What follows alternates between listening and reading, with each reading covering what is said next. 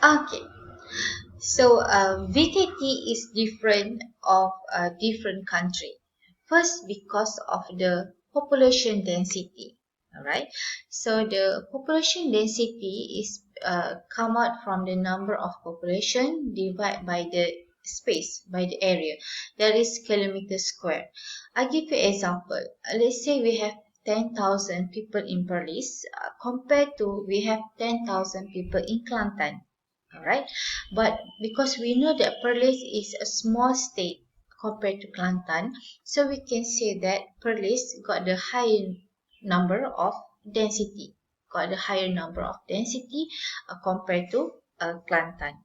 Okay, second is density of settlement.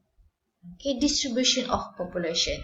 Let's say we want to talk about VKT of a country. Let's say Malaysia. However, the distribution of the density population is different. There is more people in Kuala Lumpur compared to Kedah. Okay, there's more people in Pasir Gudang compared to Mersing. Alright, so we talk about specific the area. Okay, when we talk about the PKT.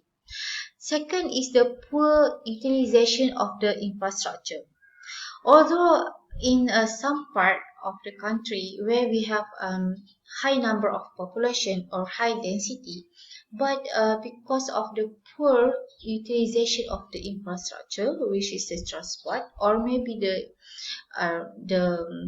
accommodations for the transportation, so that there is less number usage of the transport, which make the VKT number reduce. Okay, the third one is the size of the contaminant area providing more demand for transportation.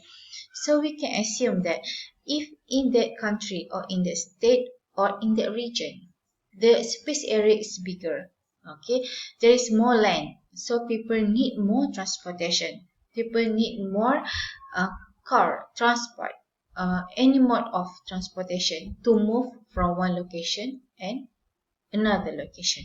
Okay, so this is the influence factors that will influence the vehicles kilometers of travel. Okay, so it's not just simply we can assume that when increased number of population will increase the VKT, but also there is some others factors that will reduce the VKT number.